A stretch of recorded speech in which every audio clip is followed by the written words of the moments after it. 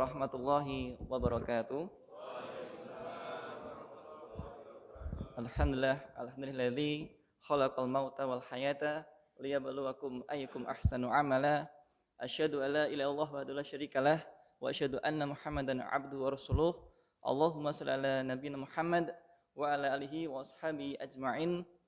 Rabbi shrah li sadri wa yassir li amri wahlul 'uqdatam min lisani yafqahu qawli.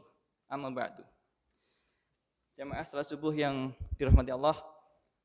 Alhamdulillah pagi hari ini kita masih diperjumpakan di pagi yang dingin ini di masjid kita yang tercinta dalam keadaan yang terbaik. Semua sehat nggih, Bapak Ibu? Jadi hari ini kita sudah memasuki hari yang ke-29 di bulan Ramadan. Di penghujung bulan Ramadan ini mari kita senantiasa untuk menginjak tuas gas atau throttle gas. Jadi semakin kita mendekati garis finish, monggo nanti kita bersama-sama harus senantiasa untuk semakin semangat. Jangan sampai sudah mau finish malah melempem atau malah kita melepas tuas gas kita. Karena apa? Di akhir ini siapa tahu ini adalah ujung yang terbaik di mana kita dari awal di bulan Ramadan beribadah dengan tujuan untuk menggapai ridho rahmat Allah, dan ternyata ujung ini adalah puncaknya seperti itu. Jadi jangan sampai kita ketika beribadah apapun itu, ya kan, jangan sampai kita tidak istiqomah. Artinya kalau kita tarik garisnya itu jangan sampai naik turun. Walaupun naik turun sebisa mungkin harus benar-benar di titik yang dia stabil. Jangan sampai terlalu naik sekali dan kadang-kadang turun sekali. Jadi seperti roller coaster atau naik turun sekali. Sebisa mungkin ketika kita beribadah istiqomah di garis lurus atau stabil seperti itu. Ini juga menjadi peringatan atau introspeksi bagi saya pribadi maupun jamaah secara umum bahwa dalam kita beribadah itu biasanya kadangkala naik, kadangkala turun seperti itu. Nah, Bapak Ibu sekalian, dalam kesempatan kali ini saya mungkin tidak akan banyak yang akan saya sampaikan. Saya akan membacakan atau menyampaikan beberapa hadis berkaitan dengan pentingnya kita dalam menuntut ilmu. Jadi ilmu ini sungguh cukup penting untuk kita senantiasa jadikan pegangan, pedoman ketika kita melaksanakan sebuah amalan, baik itu ibadah mahdhoh maupun yang ghairu mahdhoh seperti itu. Karena sungguh tanpa ilmu amalan kita kemungkinan itu tidak akan sempurna, atau mungkin keliru atau salah, atau bahkan sampai dengan titik tidak akan diterima oleh Allah Subhanahu wa taala. Karena apa? Sebagai contoh, ketika kita wudu misalkan, ada ilmunya. Kalau kita asalkan membuka keran kemudian kita berwudu tanpa kita tahu di mana bagian-bagian yang harus kita basuh, kita usap seperti itu, nah kita nggak akan menemukan sah dan rukunnya wudu. Jadi monggo Bapak Ibu sekalian, kita bersama-sama di penghujung Ramadan ini ada waktu 2 hari kita maksimalkan. Karena menurut para ustadz-ustadz bahwa akhir atau di Ramadan ini itu segala ibadah kita akan dilipat gandakan.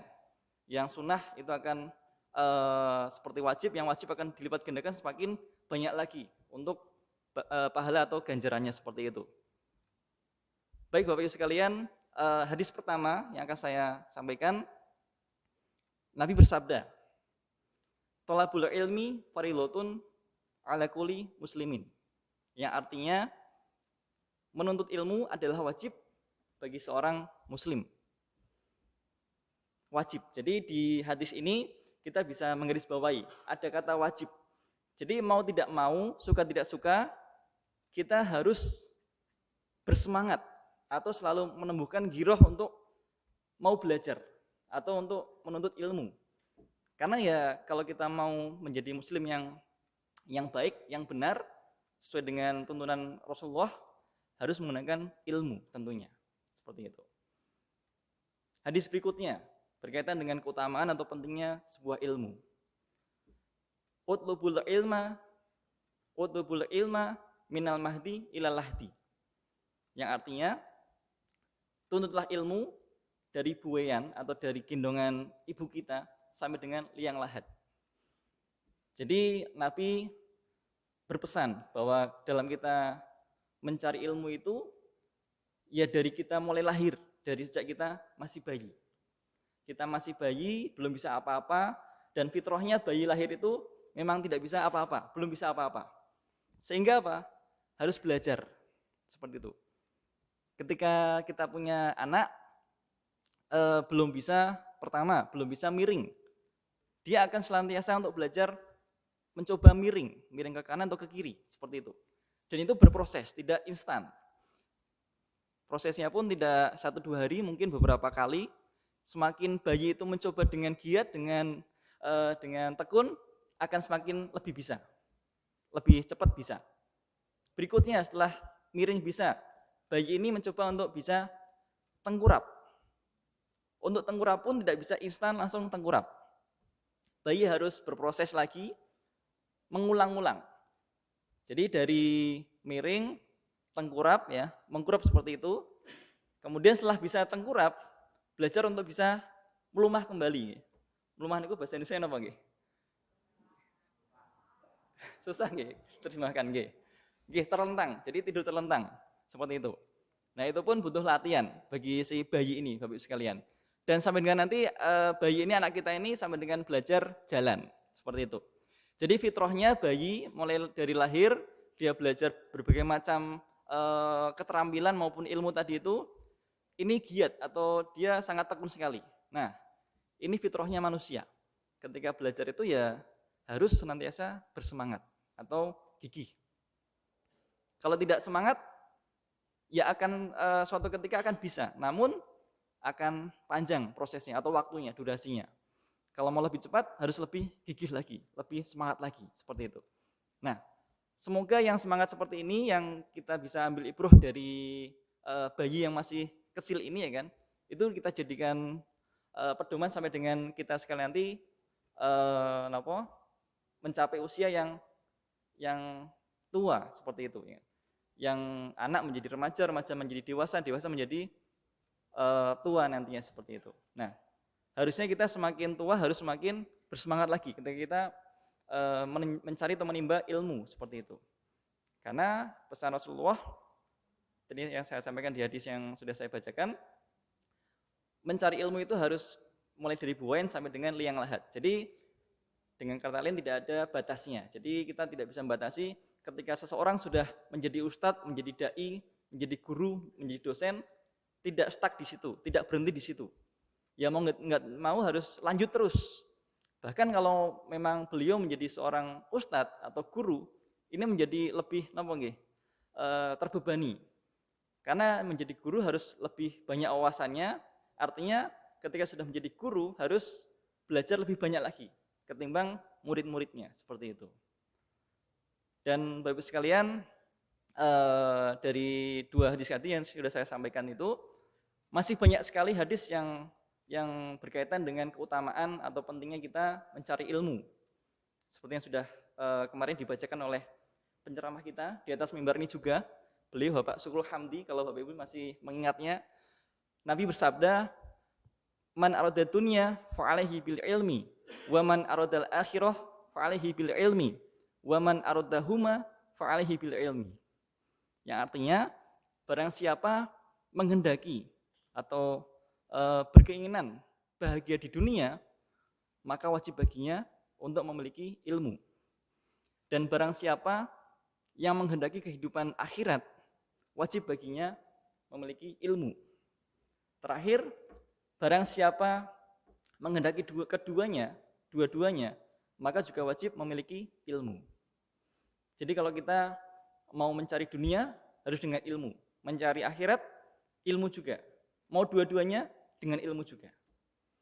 Jadi tidak bisa kita hidup ini Bapak Ibu sekalian mengalir saja. Mau tidak mau kita harus mencari berbagai macam ilmunya. Ilmu dalam kita bermuamalah, dalam kita beribadah, seperti itu. Dan banyak hal, kalau kita tidak mau mencarinya, tidak mau berusaha untuk mendapatkannya, ya kita akan berjalan seperti kita tidak punya pedoman, seperti itu. Tadi seperti kita berwudu, kalau kita nggak tahu ilmunya, ya wudu kita asal hanya membuka keran. Tapi ketika kita tahu ilmunya, ya wudu kita insya Allah sempurna. Dari mulai kita basuh muka sampai dengan nanti terakhir kaki, seperti itu. Bapak Ibu sekalian, di akhir atau di penghujung Ramadan ini, monggo Bapak Ibu sekalian, kita semua, termasuk saya juga, kita tingkatkan ibadah kita, terutama di sisi sholat jamaah kita, Bapak Ibu sekalian. Jadi kebiasaan atau aktivitas jamaah kita di bulan Ramadan sebisa mungkin kita istiqomahkan sampai dengan nanti pasca Ramadan, seperti itu. Agar apa? Masjid kita semakin selalu terlihat makmur. Artinya makmur nggak cuma gedungnya atau bangunnya bagus, tapi juga jamaahnya itu banyak, seperti itu. Dan dengan kita berjamaah di masjid, Bapak Ibu, ini juga menjadi teladan bagi anak-anak kita. Jadi sebuah pembelajaran yang terbaik itu adalah bukan kita memaksa anak kita untuk menjadi anak yang soleh, yang pinter, anak yang berbakti, tidak. Tapi kita harus memberi contoh. Kalau kita maksa, malah pengalaman kami ya kan, biasanya anak akan berontak. Tapi ketika memberikan contoh kepada anak, biasanya anak ini akan lebih manut, seperti itu. Jadi ketika kita berjamaah di masjid, monggo diajak putra-putrinya untuk juga jamaah di masjid. Walaupun masih kecil, masih usia anak-anak, tidak mengapa. Karena prinsipnya ketika ke masjid itu, anak juga akan belajar banyak hal. Ketika ke masjid ikut sholat, anak akan belajar bagaimana orang tuanya atau orang lain sholat berjamaah. Sholat subuh berapa rakaat, sholat duhur berapa rakaat, sampai dengan sholat nanti isya. Minimal tahu dulu hitungan rakaatnya, seperti itu. Kemudian selain sholat jamaah, anak juga akan nanti belajar hal yang lain. Misalkan ketika waktunya masuk waktu sholat, Pak Anto atau Pak Yanto mungkin mengumandangkan azan, seperti itu. Nah, ketika anak melihat atau mendengar suara adzan secara langsung, itu biasanya anak akan tergerak. Saya akan juga bisa atau pengen bisa adzan seperti Pak Anto atau Pak Yanto, seperti itu. Itu sebuah pembelajaran yang kita nggak usah maksa, nggak usah ngajarin lafadznya dari awal sampai akhir, namun anak itu langsung melihat, mengamati, akhirnya dia bisa mengikuti nantinya. Dan harapannya ketika sudah mengikuti, nanti perlahan kita bimbing menjadi sesuatu yang benar. Artinya ketika mungkin lafadznya belum sesuai, kita sesuaikan lafadznya, seperti itu. Jadi perlahan, anak yang penting tahu dulu. Yang lain mungkin ketika anak ke masjid melihat adanya lemari perpustakaan, di dalamnya ada buku-buku agama, buku-buku pengetahuan, seperti itu. Ketika anak melihat ada buku, mungkin di rumah mungkin tidak banyak buku yang seperti di masjid, anak akan tertarik. Ada buku tentang mungkin fikih, tentang dongeng-dongeng, cerita kisah Nabi, buku tentang hadis misalkan, seperti itu. Anak akan memiliki ketertarikan. Ketika sudah tertarik, biasanya anak ini akan mengulangi untuk mencoba atau berminat untuk membuka atau memegang buku itu. Harapannya ya kan, dari hal tersebut yang kecil ini anak bisa tumbuh ya kan. Nanti ada budaya literasi. Anak ini senang dengan membaca. Yang itu kita ajarkan dengan cara apa?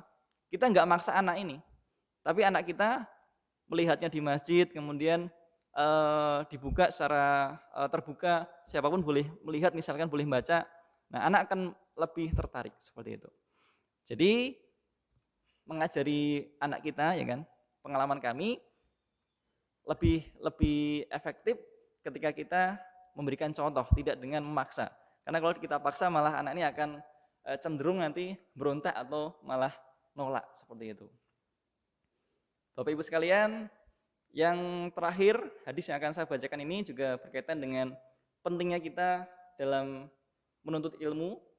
Hadis ini diriwayatkan oleh Imam Baihaqi yang lafaznya kurang lebih Nabi bersabda, kun aliman au muta'aliman au mustami'an au muhibban walam takun khomisan fatahlik.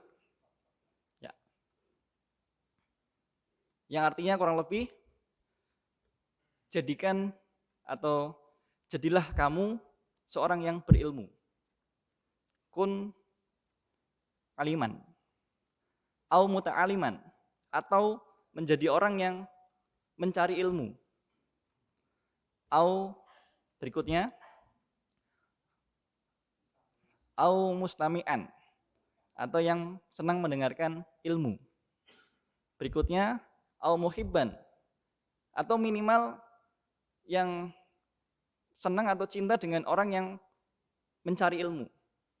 Yang terakhir ini biasanya yang kita sering melihat banyak donatur, banyak orang berkontribusi dalam dakwah, dalam pengajian. Beliau tidak mengikuti secara seksama atau mungkin tidak mengikuti pengajian, namun beliau ini menjadi semacam supporter di sisi mungkin pendanaan atau mungkin di sisi mungkin tempat seperti itu. Ini yang disebut dengan al-muhibban, jadi yang mencintai orang-orang yang mencari ilmu. Jadi 1, 2, 3, 4 ini silahkan nanti bisa dipilih. Namun Nabi berpesan, janganlah kamu memilih yang kelima. Walam takun khomisan. Kalau milih yang kelima ini maka kamu akan celaka atau binasa. Jadi di sini kita bisa mengambil pesan dari Nabi ini, ada 4 pilihan. Kita mau milih yang mana? Mau milih sebagai seorang yang berilmu, menjadi dai, ustadz, guru, dosen, atau yang sudah mumtaz dalam dia berilmu. Itu. Yang kedua, apakah kita mau milih sebagai orang yang mencari ilmu, yang mengkhususkan dirinya mencari ilmu. Biasanya ini orang yang memang dia masuk di pesantren atau mungkin khusus belajar keilmuan tertentu yang dia tidak punya kegiatan yang lain seperti itu. Tapi kalau yang kedua ini masih susah, yang ketiga, senang mendengarkan ilmu. Saat ini kita dimudahkan dengan adanya banyak media online yang bentuknya video, audio maupun yang hanya audio. Jadi dengan media ini kita bisa dibantu, ya kan, belajar banyak ilmu. Kita nggak usah datang ke majelisnya, nggak usah kita waktu kita yang sudah padat sekali ini kita tidak usah meluangkan waktu khusus, ya kan. Namun dengan media tadi itu, ketika ada waktu luang, di waktu yang mungkin malam atau mungkin waktu yang kita istirahat, kita bisa nyambi untuk nonton video tadi. Dalam rangka kita nanti belajar ilmu. Seperti itu. Jadi kita selain tadi mencari ilmu juga kita bisa hanya mendengarkan ilmu sudah bagus. Berikutnya, orang-orang yang ini beliau ini sangat suka dengan adanya majelis ilmu. Dia dengan sepenuh hati, sekuat tenaga, materi, ya kan, itu mensupport sebuah majelis ilmu.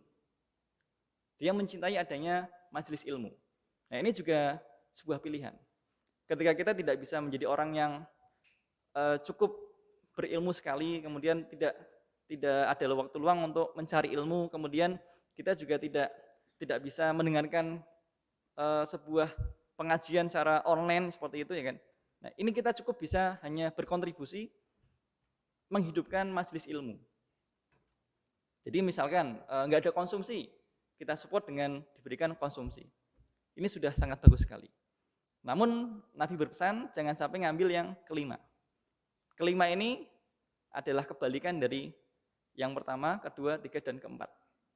Mereka adalah para pembenci ilmu. Jadi ketika ada dai, ustadz, atau mungkin guru yang menyampaikan sebuah kebenaran, mereka ini yang senantiasa biasanya mencela atau mungkin malah tidak suka atau mengcounter, wah ini ucapan dai ini salah, ustadz ini salah. Dia bisa menyalahkan tapi tidak bisa mengoreksi kebenarannya, seperti itu. Karena dia juga memang tujuannya hanya mencari-cari jelek atau celahnya dari yang disampaikan oleh ustadz tadi itu. Bapak Ibu, kiranya ini yang bisa kami sampaikan. Mohon maaf yang singkat ini, semoga ada manfaatnya bagi saya pribadi maupun Bapak Ibu sekalian. Dan monggo mari kita senantiasa untuk meningkatkan giroh kita, semangat kita dalam kita beribadah. Monggo nanti ditingkatkan atau istiqomahkan pasca Ramadan, jamaah masjid masih sebanyak ini. Sebisa mungkin seperti itu.